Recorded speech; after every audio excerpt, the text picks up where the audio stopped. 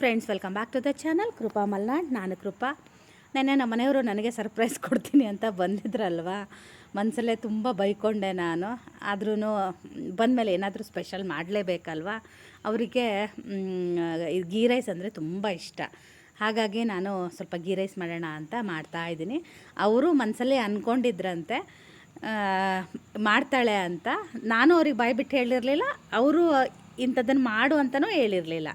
ನಾನು ಸ್ವಲ್ಪ ಗೀ ರೈಸನ್ನ ಮಾಡಿದೆ. ಸ್ವಲ್ಪ ಕೊಬ್ಬರಿ ಎಣ್ಣೆ ಹಾಗೆಯೇ ಸ್ವಲ್ಪ ಬೆಣ್ಣೆ ಹಾಕಿದ್ದೀನಿ. ಆನಂತರ ಅದಕ್ಕೆ ಈರುಳ್ಳಿನ ದೊಡ್ಡ ದೊಡ್ಡದಾಗಿ ಹೆಚ್ಚಿ ಹಾಕಿದ್ದೀನಿ. ಹಾಗೆಯೇ ಬೆಳ್ಳುಳ್ಳಿನೂ ಕೂಡ ಸ್ವಲ್ಪ ಜಜ್ಜಿ ಅದೆರಡನ್ನೂ ಜಾಸ್ತಿ ಪ್ರಮಾಣದಲ್ಲಿ ಹಾಕಿ ಅದನ್ನು ಚೆನ್ನಾಗಿ ಫ್ರೈ ಮಾಡಿ, ಆನಂತರ ರುಬ್ಬೋದಕ್ಕೆ ಸ್ವಲ್ಪ ಕಾಯಿ ಚೂರು ಗಸಗಸೆ, ಒಂದು 2 ಇಂಚಷ್ಟು ಚಕ್ಕೆ ಹಾಕಿ ಅದನ್ನು ಮಿಕ್ಸಿ ಮಾಡಿ ಅದನ್ನು ಕೂಡ ಇದಕ್ಕೆ ಹಾಕಿದ್ದೀನಿ.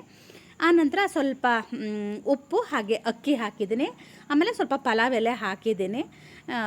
ಅಷ್ಟೆಲ್ಲ ಮಾಡಿ ನಾನು ಹೋಗಿ ಹಪ್ಪಳನ ತೆಗೆದುಕೊಂಡು ಬರೋಷ್ಟೊತ್ತಿಗೆ ಹಾಗೆ ನಮ್ಮ ಮನೆಯವರು ಕೂಡ ಬಂದರು. ಅವರು ಬೇಗ ಹೊರಟಿದ್ರಂತೆ, ಬೇಗನೆ ಬಂದಿದ್ದಾರೆ. ಮಧ್ಯಾಹ್ನ ಮತ್ತೆ ಬೇಗ ಹೋಗಬೇಕಾಗಿತ್ತು ಅಂತೇಳಿ ನಾನು ಹಪ್ಪಳ ತೆಗಿಯೋಷ್ಟೊತ್ತಿಗೆ ಅವರು ಕೂಡ ಬಂದರು. ನಾನೇನು ಇಳಿಸಿ ಹೊರಗಡೆ ಇಟ್ಕೊಂಡಿದ್ದೆ, ಅಷ್ಟೊತ್ತಿಗೆ ಅವರು ಬಂದರು. ಹೋಗಿದ್ರಾ ಮೊಬೈಲು ಏನಂತೆ? ಹಾಂ ಹಾಂ ಕೊನೆಗೆ ಗೀ ರೈಸ್ ಮಾಡಿದ್ದೆಲ್ಲ ಹಾಗೆ ಶ್ರೇಯು ಕೂಡ ಊಟ ಮಾಡಿದ್ದ. ಇವಾಗ ನಾವು ಕೂಡ ಊಟ ಮಾಡ್ತಾಯಿದ್ವಿ. ಇದಕ್ಕೆ ನೀರು ಸ್ವಲ್ಪ ಕಮ್ಮಿ ಹಾಕಬೇಕು. 1ಕ್ಕೆ 2ಕ್ಕಿಂತ ಚೂರು ಕಮ್ಮಿ ಹಾಕಿದರೆ ಉದ್ರಾಗಿ ಚೆನ್ನಾಗಿರುತ್ತೆ. ಇವತ್ತು ನಾವು ಹಪ್ಪಳ ಹೊಯ್ಯೋದು ಇತ್ತಲ್ವ, ಹಾಗಾಗಿ ನಮಗೆ ಅಷ್ಟು ತಿನ್ನಬೇಕು ಅಂತ ಅನ್ನಿಸ್ತಾ ಇರಲಿಲ್ಲ. ನಾವು ಒಂದ್ಸಲ ಹಪ್ಪಳನೂ ಹೊಯ್ದಿದ್ವಿ ಅನಿಸುತ್ತೆ. ಹಪ್ಪಳ ಹೊಯ್ತಾ ಇದ್ವಿ, ಒಂದು ಪಾತ್ರೆ ಆಯಿತು. ಅದಾದ ನಂತರ ಈಗ ನಾವು ಕೂಡ ಊಟದ ಶಾಸ್ತ್ರ ಮಾಡೋದಕ್ಕೆ ಅಂತ ಬಂದಿದ್ದೀವಿ ಅಷ್ಟೇ. ಹಪ್ಪಳ ಹೊಯ್ಯೋ ದಿನ ನಾನೊಂದು ಸ್ವಲ್ಪ ಮಜ್ಜಿಗೆನ ಜಾಸ್ತಿ ಹದ ಮಾಡಿ ಇಟ್ಕೊಳ್ಳೋಣ ಅಂತ ಮಜ್ಜಿಗೆನೂ ಕೂಡ ಚೆನ್ನಾಗಿ ಹದ ಮಾಡಿ ಒಂದು ಗಡಿಗೆ ಅಷ್ಟು ಇಟ್ಕೊಂಡಿದ್ದೆ. ನೀರು ಬದಲು ಅದನ್ನು ಕೂಡ ಕುಡಿಯೋಕ್ಕಾಗುತ್ತೆ ಅಂತ. ಹಾಗೆ ಊಟ ಕೂಡ ಆಯಿತು. ನಮ್ಮದು ಊಟ ಆಯಿತು, ಸ್ನಾನ ಮಾಡಲಿಲ್ಲ. ಹಪ್ಪಳ ಹೊಯ್ದ್ವಿ ನಾನು ಅಮ್ಮ ಮತ್ತು ಕೂತ್ಕೊಂಡು 12:30ಇಂದ. ಅಪ್ಪ ಹೊಟ್ಟೆ ಅಂದರೆ ಬರೀ ಮಜ್ಜಿಗೆ ನೀರು. ನಮ್ಮನೇಲಿ ಎಳ್ನೀರು ತಂದಿದ್ರಾ, ಕುಡಿದು ಹೊಟ್ಟೆ ಅಂದರೆ ಕಣ್ಣಂಬಡಿ ಕಟ್ಟೆ ಆದಂಗೆ ಆಗೈತಿ. ಈಗ ಶ್ರೇಯು ಕಾರ್ ಕಲಿತೀನಿ ಅಂತ, ಮಗ ನಾ ಬರ್ತಾಯಿದ್ದೀನಿ ಕಣ ಎದುರಿಗೆ, ಕೊನೆಗೆ RIP ಅಂತ ಮಾಡಿಬಿಟ್ಟಿಯ ನನ್ನ.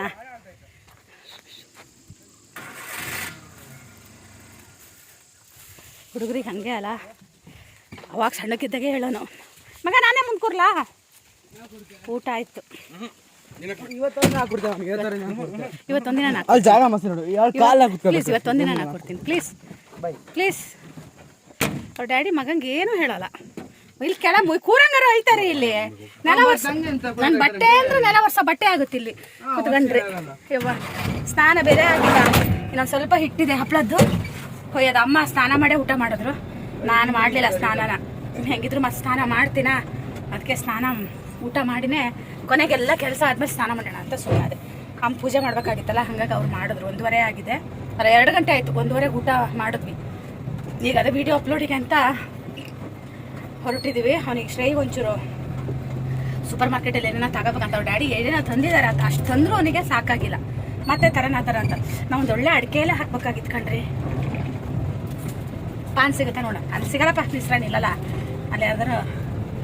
ಹೌದಲ್ಲ, ಬಾಯಲ್ಲಿ ಅಡಿಕೆ ಹಾಕಬೇಕು. ನಾನು ಹಪ್ಪಳ ತಿಂತೀನಿ ಅಂತ ಹೇಳಿ ಒಂದೊಂದ್ಸಲ ಅದಕ್ಕೆ ಬಾಯಿ ತುಂಬ ಅಡಿಕೆ ಎಲ್ಲ ಹಾಕೊಂಡು ಕುತ್ಕೊಂಡಿರ್ತೀನಿ. ಹಪ್ಪಳ ಸ್ವಲ್ಪ ಕಮ್ಮಿ ತಿಂತೀನಿ ಅಂತ, ಇಲ್ಲಾಂದರೆ ಹೊಟ್ಟೆ ಬಿರಿ ಅಷ್ಟು ಹಪ್ಪಳ ತಿಂತೀನಿ. ಇವ್ರ ಮನೆಗೆ ಅಜ್ಜಿ ಇಲ್ಲ, ಅಜ್ಜಿದ್ದಿದ್ರೆ ಇರುತ್ತೆ ಅಡಿಕೆ ಎಲ್ಲ. ಕೊಯ್ಯಂತೂ ಬಗ ಅಂತ ಐತ್ರಿ. ಅಬ್ಬಾ ಏನು ಬಿಸಿಲಿದೆ ಅಂದರೆ ಶಿವ. ಹಪ್ಪಳ ಒಣಗ್ದಂಗೆ ನಾವು ಒಣಗಿ ಹೋಗಿದ್ದೀವಿ ನೋಡಿ, ಆ ಥರ ಆಗಿದೆ. ಮುಖಾಗಿಕ್ಕ ಎಲ್ಲ ಕೆಂಪುಗಾಗಿ ಸ್ನಾನ ಇಲ್ಲ, ಸಂಧ್ಯಾ ವಂದನೆ ಇಲ್ಲ, ಬರೀ ಹಪ್ಪಳದೇ ಕಂಪ್ನಿ ಆಗಿದೆ.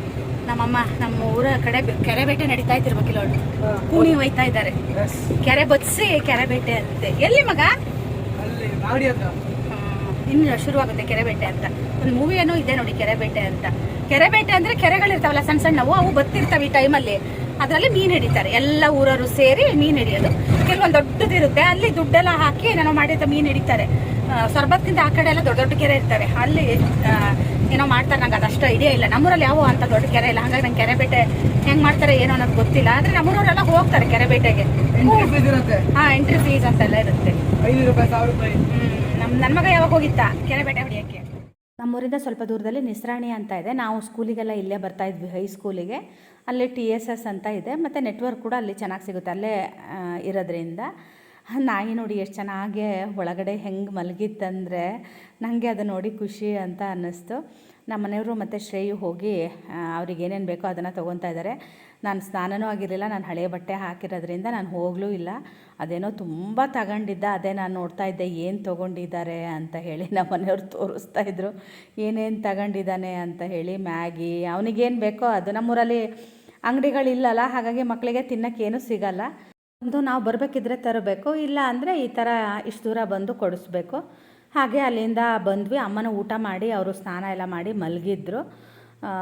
ನಾನು ಬಂದೊಳೆ ಹಪ್ಪಳ ಹೊಯ್ಯೋದಕ್ಕೆ ಶುರು ಮಾಡಿದೆ. ನಮ್ಮನೆಯವರು ಇದ್ದರು, ಒಂದು ಸ್ವಲ್ಪ ಹೊತ್ತಿದ್ದು ಅವರು ಕೂಡ ಆಮೇಲೆ ಹೊರಟರು. ನಾನು ಹಪ್ಪಳ ಹೊಯ್ಯೋ ಟೈಮಲ್ಲಿ ಅವರು ಇದ್ದರು. ಅವ್ರ ಹತ್ರ ಮಾತಾಡ್ತಾ ಕೂತ್ಕೊಂಡು ಹಪ್ಪಳನ ಹೊಯ್ದ್ವಿ. ನನಗೇನಂದರೆ ಈ ಕೆಲಸ ಎಲ್ಲ ಮುಗಿಯೋ ತನಕ ತಲೆ ಮೇಲೆ ಏನೋ ಒಂದು ಭಾರ ಇದೆ ಅನ್ನೋ ಥರ ಆಗ್ತಾಯಿತ್ತು. ಇವತ್ತಿಗೆ ನಮಗೆ ಒಂದು ತಲೆ ಮೇಲಿರೋ ದೊಡ್ಡ ಭಾರ ಇಳ್ದಂಗೆ ಆಯಿತು. ಹಪ್ಪಳ ಹೊಯ್ಯೋ ತನಕ ಹೊಯ್ಯೋದೇ ತುಂಬ ಟೈಮ್ ತೊಗೊಳುತ್ತೆ ಅಲ್ವಾ.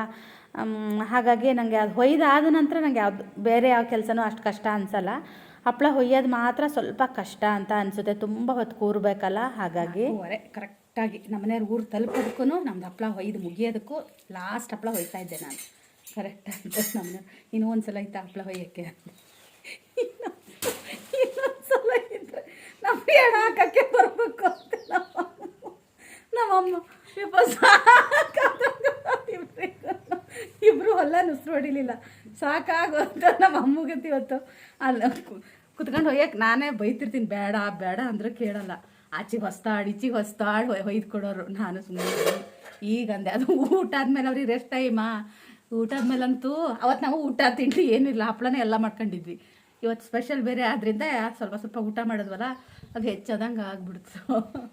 ಅಯ್ಯಪ್ಪ ದೇವ್ರೆ, ಇನ್ನೊಂದ್ಸಲ ಹಪ್ಪಳ ಅಂದರೆ ಕುಮ್ಟಾರಷ್ಟ. ನಾನು ತೆಗಿತೀನಿ ಬಿಡಮ್ಮ, ನಾನು ಹಚ್ಕೊಂಡಿದ್ದಾರ ತೆಗಿತೀನಿ, ನೀನು ಸ್ವಲ್ಪ ಹೊತ್ತು ರೆಸ್ಟ್ ಕೂತ್ ಮಾಡಿ. ಶುರುವಾದ ನಮ್ಮಮ್ಮನ ಕೂಸ್ತು.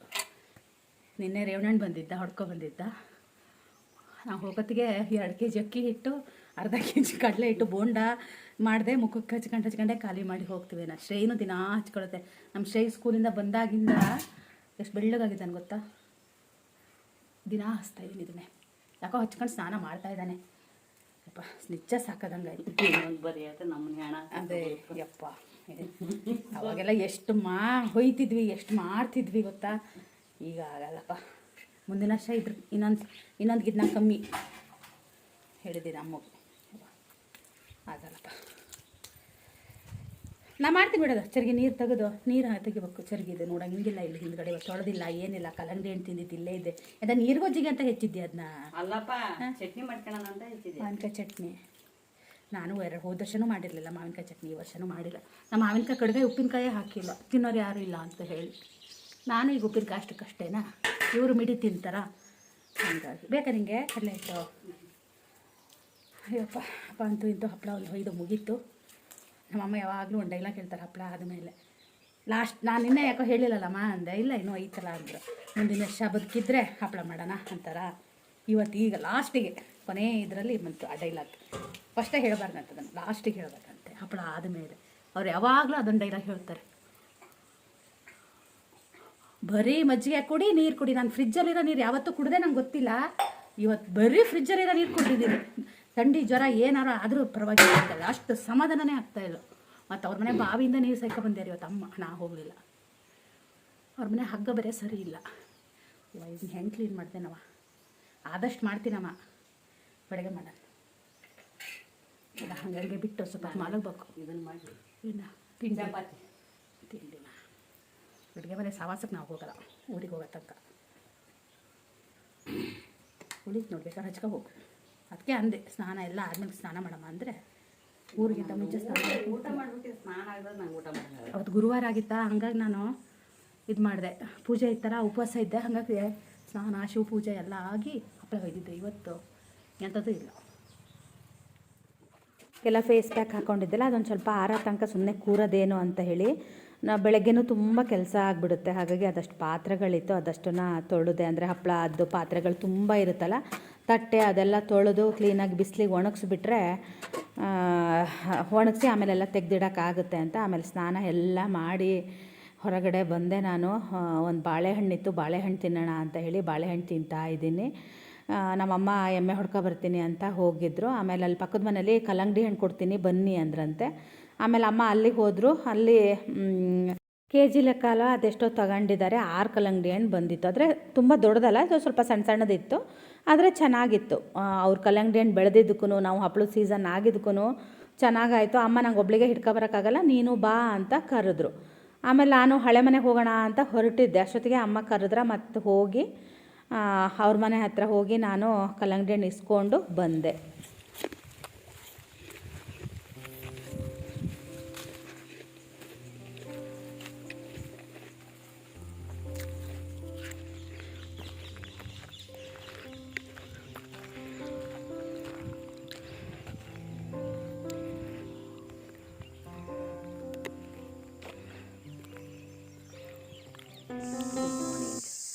ಪಂಪ್ ಆನ್ ಮಾಡಿದ್ದೆ, ನೀರು ಖಾಲಿಯಾಗಿ ಹೋಗಿತ್ತು.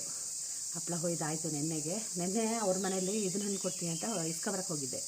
ಏನದು ಕಲ್ಲಂಗಡಿ ಹಣ್ಣು ಸ್ಟಿಕ್ಕರ್ ಬಿದ್ದೋಗಿತ್ತು, ನಾನು ನೋಡಿಲ್ಲ. ಅವ್ರ ಮನೇಲಿ ಒಂದು ಸ್ಟಿಕ್ಕರ್ ಇಟ್ಕೊಂಡೆ, ಎಷ್ಟು ದೊಡ್ಡ ಇದೆ ನೋಡಿ. ನಾನು ಒಂದು ಮುಖ ನೋಡ್ಕೊಂಡಿದ್ದೆ. ಈಗ ಹಪ್ಪಳ ಹೊಯ್ದು ಅವ್ರ ಮನೆಯಿಂದ ಹಣ್ಣು ಇಸ್ಕೊಬಂದು ಹಾಗೆ ಹಳೆ ಮನೆಗೆ ಹೋದೆ. ಅಲ್ಲಿಂದ ಬರೋಷ್ಟೊತ್ತಿಗೆ ರಾತ್ರಿ 8-8:30 ಆಯಿತು. ಅಲರ್ಜಿ ಆಗಿತ್ತಲ್ಲ, ಅಲರ್ಜಿ ಮಾತ್ರೆ ತರಕ್ಕೆ ಹೇಳಿದ್ದೆ. ಹಾಗಾಗಿ ಅದು ಖಾಲಿ ಹೊಟ್ಟೆಲ್ಲೇ ತಿನ್ನಬೇಕು ಅಲರ್ಜಿ ಮಾತ್ರೆ. ಡಾಕ್ಟ್ರ್ ಹತ್ರ ಹೋಗಬೇಕು. ಕಡಿತ ಶುರುವಾದಾಗ ಒಂದೊಂದು ಅಲರ್ಜಿ ಮಾತ್ರೆ ತರಿಸ್ಕೊಂಡು ತಿಂತೀನಿ ನಾನು. ಹಳೆ ಮನೆಯಿಂದ ಬರೋತ್ತಿಗೆ ರಾತ್ರಿ 8-8:15 ಆಯಿತು. ಮಾತಾಡ್ತಾ ಕುತ್ಕೊಂಡ್ವಿ. ನಾನು ಹೋಗೋದೇ ಇಲ್ಲಲ್ಲ ಈಗ ಕೆಲಸ ಇರೋದಕ್ಕೆ. ಹಾಗಾಗಿ ಏನಾದರೂ ಆಗಲಿ ಅಂತ ನಿನ್ನೆ ಹೋಗಿ ಬಂದೆ. ಆಮೇಲೆ ಅಲ್ಲಿ ಅವಲಕ್ಕಿ ಕೊಟ್ಟರು ಚಿಕ್ಕಮ್ಮ. ಆಮೇಲೆ ಚಿಕ್ಕಮ್ಮ ಒಂದು ದೊಡ್ಡ ಸ್ಟ್ರಾಂಗ್ ಆಗಿರೋ ಕಾಫಿ ಮಾಡಿದ್ರು. ನಂಗೆ ಕಾಫಿನೂ ಏನೂ ಬೇಡ ಇತ್ತು. ಹಪ್ಪಳ ಹೊಯ್ದು ನೀರು ಕುಡಿದು ಹಣ್ಣು ತಿಂದು ಒಂಥರ ಸುಸ್ತಂದಂಗೆ ಆಗಿತ್ತು. ಅದೇ ತಿಂದಿದ್ದಷ್ಟೇ. ರಾತ್ರಿ ಬಂದು ನಾನು ಏನು ಊಟನೂ ಮಾಡಲಿಲ್ಲ, ಏನಿಲ್ಲ. ಒಂದು ಲೋಟ ಹಾಲು ಕುಡಿದೆ, ಮತ್ತೊಂದೆರಡು ಹಪ್ಪಳ ತಿಂದೆ, ಹಾಗೆ ಮಲಗಿದೆ. ಶ್ರೇಯವರು ನಮ್ಮೂರಲ್ಲಿ ಜಾತ್ರೆ ಇತ್ತಂತ, ನಮ್ಮೂರಲ್ಲ ನಿಸ್ರಾಣಿಯಲ್ಲಿ, ಅಲ್ಲಿಗೆ ಹೋಗಿದ್ರು. ರಾತ್ರಿ ಬರೋಷ್ಟೊತ್ತಿಗೆ 11:30. ನಂಗೆ ಸುಸ್ತಾಗಿ ನಿದ್ದೆ ಏನಂದರೆ ಇದೆ. ಶ್ರೇಯು ಬಾಗಿಲು ತಟ್ಟಿದಾನೆ, ನಂಗೆ ಎಚ್ಚರ ಇಲ್ಲ. ನಾನು ಹೇಳಿದೆ ಅವನಿಗೆ ಅಲ್ಲಿ ರೂಮ್ ಹತ್ರ ಬಂದು ಕರೆಯೋ ಅಂತ ಹೇಳಿದ್ದೀನಿ. ಅವ್ನು ಇಲ್ಲಿ ಬಂದು ಬಾಗಿಲು ತಟ್ಟದ. ಆಮೇಲೆ ಅಮ್ಮ ಎಪ್ಸಿದ್ರು. ಅಮ್ಮಂಗೆ ನಿದ್ದೆ ಬಂದಿರಲಿಲ್ಲಂತೆ. ಶ್ರೇಯು ಬಂದು ಏನು ಹೇಳೆ ಅಂತ. ಅವನು ಬಂದ ಮೇಲೆ ನಂಗೆ ನಿದ್ದೆನೇ ಬರಲಿಲ್ಲ. ಸುಮಾರು ಹೊತ್ತಿಗೆ ನಿದ್ದೆ ಬಂತು. ಆಮೇಲೆ ಈಗ 5:15 ಎಚ್ಚರ ಆಯಿತು. 6:15 ಎದ್ದು ಬಂದ್ವಿ ನಾನು ಅಮ್ಮ. ಅದೇ ಹಪ್ಪಳ ಒಣಗಿಸ್ಬೇಕು, ನೀರು ಕುಡಿದು ಹಪ್ಪಳ ಒಣಗಿಸೋಕೆ ಹೋಗೋಣ ಅಂತ ಅಂದ್ಕೊಂಡಿದ್ದೀನಿ. ಅಮ್ಮನ ಸ್ವಲ್ಪ ಒಣಗಿಸ್ಕೊಡ್ತೀನಿ ಅಂತ ಹೇಳಿದ್ರು. ತಿಂಡಿ ರೊಟ್ಟಿ ಇದ್ದಾವೆ. ಶ್ರೇಯು ಉಪ್ಪಿಟ್ಟು ಬೇಕಂತೆ. ಹಾಗಾಗಿ ಅವನಿಗೆ ಒಂದು ಸ್ವಲ್ಪ ಉಪ್ಪಿಟ್ಟು ಮಾಡಿ, ನನಗೆ ರೊಟ್ಟಿನೇ ಇದ್ದಾವಲ್ಲ, ಹಾಗಾಗಿ ಅದನ್ನೇ ತಿನ್ನೋಣ ಅಂತ ಅಂದ್ಕೊಂಡಿದ್ದೀವಿ. 8 ದಿನದಲ್ಲಿ 2 ಸಲ ಹಪ್ಪಳ ಹೊಯ್ದಂಗೆ ಆಯಿತು. ನಾವು ಹೋದ ಸಲ ಗುರುವಾರ ಹಪ್ಪಳ ಹೊಯ್ಯೋದು ಆಗಿತ್ತು. ಈ ಸಲ ಬುಧವಾರಕ್ಕೆ ಮುಗ್ದಾಗೈತೆ. 7 ದಿನದಲ್ಲಿ 2 ಸಲ ಹಪ್ಪಳ ಮಾಡಿದ್ವಿ. ಈ ಸಲದ ವೀಡಿಯೋ ನಿಮಗೆ ಸ್ವಲ್ಪ ಬೋರ್ ಅಂತ ಅನಿಸ್ಬೋದು. ಯಾಕಂದರೆ ನಾನು ಊರಿಗೆ ಹೋದಾಗ ಬರೀ ಹಪ್ಪಳ ಹೊಯ್ಯಕ್ಕೆ ಮಾತ್ರ, ಹಪ್ಪಳ ಮಾಡ್ಕೊಂಡು ಬರೋಕ್ಕೆ ಮಾತ್ರ ಹೋಗಿರೋದ್ರಿಂದ ನಮಗೆ ಅದೇ ವೀಡಿಯೋಗಳು ಬರುತ್ತೆ. 1-2 ದಿನ ಮಾತ್ರ ಸ್ವಲ್ಪ ಬೇರೆ ವೀಡಿಯೋಗಳು ಬರುತ್ತೆ. ಆಮೇಲೂ ಕೂಡ 1-2 ದಿನ ನಾನು ಇದ್ದೆ. ಇವತ್ತು ನಿಜ ಹೇಳ್ತೀನಿ, ಸೊಂಟ ಬಗ್ಗಕ್ಕೆ ಆಗ್ತಿರ್ಲಿಲ್ಲ, ಆ ಥರ ಆಗ್ತಾಯಿತ್ತು. ಆಮೇಲೆ ಅಮ್ಮನೂ ಒಂದು ಸ್ವಲ್ಪ ಬಂದರು. ಅವರೊಂದು ಸ್ವಲ್ಪ ಒಣಗಿಸ್ಕೊಟ್ಟು ಹೋದರು. ನಾನು ನಿನ್ನೆ ಸಂಜೆ ಚಿಕ್ಕಪ್ಪನ ಮನೆಗೆ ಹೋಗಿದ್ದೆಲ್ಲ, ಅಲ್ಲಿ ನಾನು ಹಿಂಗೆ ಚಿಕ್ಕಮ್ಮನ ಹತ್ರ ಮಾತಾಡ್ತಾ ಹೇಳ್ತಾಯಿದ್ದೆ, ನಿನ್ನೆ ಇವ್ರು ಬಂದರು ಆಂಟಿ, ನನಗೆ ಸಿಟ್ಟಂದರೆ ಸಿಟ್ಟು ಬಂದಿತ್ತು, ಯಾಕಾದರೂ ಬಂದರು ಅಂತ ಅನ್ನಿಸ್ತಾ ಇತ್ತು ಅಂತ ಹೇಳಿದೆ. ಅದಕ್ಕೆ ನಮ್ಮ ಚಿಕ್ಕಪ್ಪ ಅವ್ರ ಮಗನ ನೋಡೋಕ್ಕೆ ಅವ್ರು ಬಂದರೆ ನೀನು ಯಾಕೆ ಸಿಟ್ಟು ಮಾಡ್ತೀಯಾ ಅಂತ ಅಂದ. ನನಗೆ ಆಮೇಲೆ ಹೌದು ಅಂತಲೂ ಅನ್ನಿಸ್ತು. ಅವ್ರಿಗೆ ಯಾಕೋ ಗೊತ್ತಿಲ್ಲ, ಶ್ರೇಯನ್ ನೋಡ್ಬೇಕಂತ ತುಂಬ ಅನಿಸಿತ್ತಂತೆ. ಹಾಗಾಗಿ ಅವರು ನನಗೆ ಹೇಳ್ದೇ ರೆಡಿಯಾಗಿ ಬಂದಿದ್ದಾರೆ. ನಾನು ಬರ್ತೀನಿ ಅಂದರೆ ಅವರಿಗೆ ಬೇಡ ಅಂತೀನಿ ಅಂತ ಹೇಳಿ ಅವ್ರು ನನಗೆ ಹೇಳ್ದೇ ಹೊರಟ್ಕೊಂಡು ರೆಡಿಯಾಗಿ ಏನಾದರೂ ತರೋದಿದೆಯಾ ಅಂತ ಕೇಳಿ ಫೋನ್ ಮಾಡಿದ್ರು. ಇವತ್ತು ನೋಡಿ ನನಗೆ ಬಗ್ಗಕ್ಕೂ ಆಗ್ತಾಯಿಲ್ಲ, ಅಷ್ಟು ಸೊಂಟ ನೋವು ಬರ್ತಾಯಿತ್ತು. ಮತ್ತು ನಂಗೆ ಒಂದೊಂದು ಸಲ ಸೊಂಟ ನೋವು ಬಂದರೆ ತುಂಬ ಬರುತ್ತೆ. ಹಾಗಾಗಿ ನಾನು ಸ್ವಲ್ಪ ಸೊಂಟ ನೋವಿಗೆ ಹೆದರ್ತೀನಿ.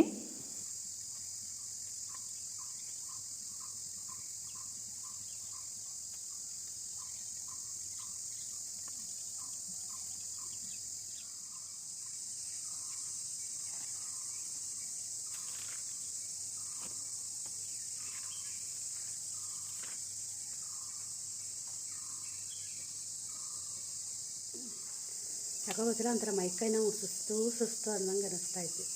ಮಲ್ಗಣ ಅಂತ ಅನ್ನಿಸ್ತಾಯಿತ್ತು. ಅಮ್ಮ ಈಗ ಹೋಗಿ ಎಮ್ಮೆ ಕರ್ಕೊಂಡು ಬಂದರು.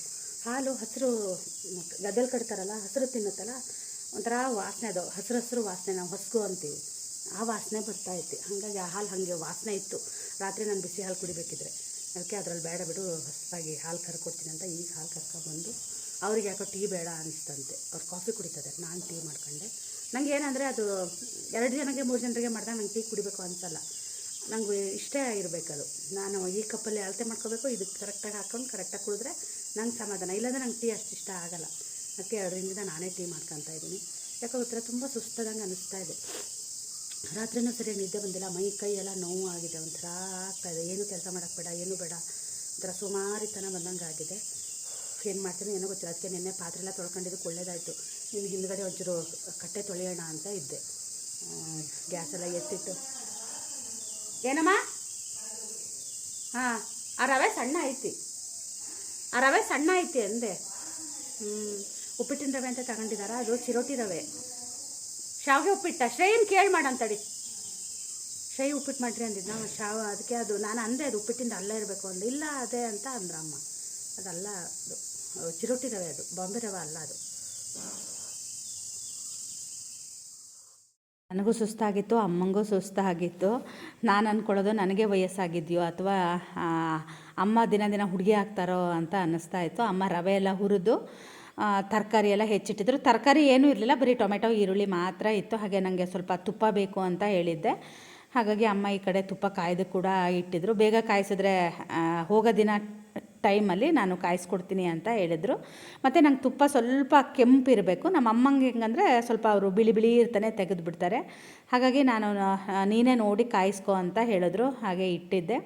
ಅದೇ ರವೆಲೇ ಉಪ್ಪಿಟ್ಟು ಮಾಡಿದೆ. ಸಣ್ಣ ರವೆ ಆಗಿತ್ತು, ಚೆನ್ನಾಗಾಗಿತ್ತು ಉಪ್ಪಿಟ್ಟು. ಸ್ವಲ್ಪ ಮೆತ್ತಗಾಗಿತ್ತು ಅಷ್ಟೇ. ಕೇಸರಿ ಭಾತ್ ಎಲ್ಲ ಮಾಡ್ತಾರೆ ಗೊತ್ತಾ, ಆ ರವೆಯಲ್ಲಿ ಮಾಡಿದ್ದೆ. ಶ್ರೇಯು ಒಬ್ಬನೇ ತಿಂದ, ನಾನು ಅಮ್ಮ ರೊಟ್ಟಿನೇ ತಿಂದ್ವಿ. ನಮ್ಮ ಅಮ್ಮನೂ ಯಾಕೋ ಗೊತ್ತಿಲ್ಲ ಉಪ್ಪಿಟ್ಟು ತಿಂತಿದ್ರು, ಅವರಿಗೂ ಯಾಕೋ ಉಪ್ಪಿಟ್ಟು ಬೇಡ ಅನ್ನಿಸ್ತಂತೆ. ನಾನಂತೂ ಒಂದೇ ರೊಟ್ಟಿ ತಿಂದು ಒಂದೇ ಒಂದು ತುತ್ತಷ್ಟು ಉಪ್ಪಿಟ್ಟನ್ನು ತಿಂದೆ. ಆಮೇಲೆ ನಾನು ಹೆಚ್ಚಿಗೆ ವೀಡಿಯೋಗಳನ್ನ ಮಾಡ್ಕೊಂಡಿಲ್ಲ, ಯಾಕಂದರೆ ಸ್ವಲ್ಪ ಪಾತ್ರೆಗಳಿತ್ತು, ಹಿಂದ್ಗಡೆ ಎಲ್ಲ ಕ್ಲೀನ್ ಮಾಡೋದಿತ್ತು, ತುಂಬ ಕೆಲಸ ಇತ್ತು. ಒಲೆ ಎಲ್ಲ ಒರೆಸೋದಿತ್ತು, ಅದೆಲ್ಲ ಒರೆಸಿ ಎಲ್ಲ ರೆಡಿ ಮಾಡಿದೆ. ಇನ್ನು ಹಪ್ಪಳ ಒಂದು ಕನ್ಸ್ಕೊಂಡ್ರೆ ಊರಿಗೆ ಹೋಗ್ಬೋದು. ನಮ್ಮ ಮನೆಯವ್ರು ಅದೇ ಅಂತಾಯಿದ್ರು, 2 ದಿನ ಬಿಟ್ಟು ಬರ್ಬೋದು ಬಾ ಅಂತ ಅಂದರು. ಇಲ್ಲ ರೀ, ನಂಗೆ ಆಗಲ್ಲ, ನಾನೊಂದು 2 ದಿನ ಆರಾಮಾಗಿ ಇದ್ದು ಬರ್ತೀನಿ ಅಂತ ಅಂದೆ. ಅಮ್ಮ ಅದೇ ಚಿನ್ನಿಕಾಯಿ ಹಪ್ಪಳ ಮಾಡೋಣ ಅಂತಲೂ ಅಂತಾಯಿದ್ರು. ಅಮ್ಮಂಗೂ ಇಲ್ಲಮ್ಮ ಬೇಡ, ಮೇದಲ್ಲಿ ಒಂದು ಸಲ ಚಿನ್ನಿನೂ ಬರ್ತಾಳೆ, ಚಿನ್ನಿ ಬಂದಾಗ ಎಲ್ಲರೂ ಒಂದು ಸಲ ಬಂದು ಮಾಡ್ತೀವಿ ಅಂದರೆ. ಅದಕ್ಕೆಲ್ಲ ಸ್ವಲ್ಪ ಜನ ಇದ್ದರೆ, ಹುಡುಗರಿದ್ದರೆ ಚೆನ್ನಾಗಿ ಅನಿಸುತ್ತೆ. ಅವೆಲ್ಲ ಕೆಲಸಗಳನ್ನ ಮಾಡ್ತಾರಲ್ಲ. ನಾನೆಲ್ಲ ರೆಡಿ ಮಾಡಿಕೊಡ್ತೀನಿ, ನೀನು ಮೇಲೆ ಕೂತ್ಕೊಂಡು ಅಲ್ಲೇ ಪ್ರೆಸ್ ಮಾಡಿ ಅಲ್ಲೇ ಒಣಗಿಸು ಅಂತ ಅಂದರು.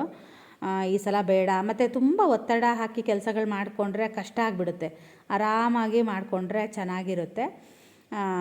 12 ಗಂಟೆ ಆಗಿತ್ತು. ಅಷ್ಟೊತ್ತಿಗೆ ನಾನು ಹಪ್ಪಳನೂ ಕೂಡ ತೆಗಿತಾ ಇದ್ದೀನಿ.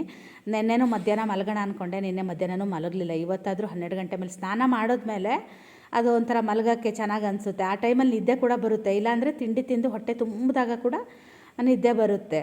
ಇವತ್ತು ಹಾಗೆ ಅನ್ನಿಸ್ತಾ ಇತ್ತು, ಆದರೆ ಮಲಗಿದ್ರೆ ಕೆಲಸಗಳು ಹಾಗೆ ಉಳಿಯುತ್ತೆ ಅಂತ ಕೆಲಸಗಳನ್ನ ಮಾಡ್ಕೊತಾ ಇದ್ದೀನಿ. ಹಾಗೆ ಈಗ ಹಪ್ಪಳಗಳನ್ನೂ ಕೂಡ ತೆಗೆದೆ. ಹೋದ್ಸಲ ಎಲ್ಲ ಶ್ರೇಯು, ಚಿನ್ನಿ ಎಲ್ಲರೂ ಇದ್ದರು, ಹಾಗಾಗಿ ನಮಗೆ ಅಷ್ಟು ತ್ರಾಸ ಆಗ್ತಿರ್ಲಿಲ್ಲ. ಈ ಸಲ ಯಾರೂ ಇಲ್ಲದೆ ಇರೋದಕ್ಕೆ ಒಬ್ಬಳಿಗೆ ತ್ರಾಸ ಆಗ್ತಾಯಿದೆ. ಹಾಗೆ ಇನ್ನೊಂದು ಇದಿದೆ, ಕುಂಬಳಕಾಯಿ ಇದೆ, ಅದ್ರ ಸಂಡಿಗೆನ ನಾಳೆ ಮಾಡೋಣ ಅಂತ ಇದ್ದೀವಿ. ಹಾಗೆಯೇ ಇವತ್ತಿನ ವ್ಲಾಗ್ನ ಕೂಡ ನಾನು ಇಲ್ಲಿಗೆ ಮುಗಿಸ್ತಾ ಇದ್ದೀನಿ. ಐ ಹೋಪ್ ನಿಮಗೆಲ್ಲ ಈ ವ್ಲಾಗ್ ಇಷ್ಟ ಆಗಿರುತ್ತೆ ಅಂತ ಭಾವಿಸ್ತೀನಿ. ನಿಮಗೆಲ್ಲ ಬೋರ್ ಆಗಿರ್ಬೋದೇನೋ ಗೊತ್ತಿಲ್ಲ, ಯಾಕಂದರೆ ಇದರಲ್ಲಿ ಏನೂ ಕಂಟೆಂಟ್ ಇಲ್ಲ. ಯಾಕಂದರೆ ಹಪ್ಪಳ ಹೊಯ್ಬೇಕಿದ್ರೆ ಯಾವುದೇ ರೀತಿಯಾಗಿರೋ ಕಂಟೆಂಟ್ ಏನೂ ಇರಲ್ಲಲ್ಲ. ಹಾಗಾಗಿ ಹಾಗೆಯೇ ಇವತ್ತಿನ ವ್ಲಾಗ್ನ ಕೂಡ ನಾನು ಇಲ್ಲಿಗೆ ಮುಗಿಸ್ತಾ ಇದ್ದೀನಿ. ಹಾಗೆ ನಾಳಿನ ವಿಡಿಯೋದಲ್ಲಿ ಸಿಗ್ತೀನಿ. ಅಲ್ಲಿ ತನಕ ಬಾಯ್.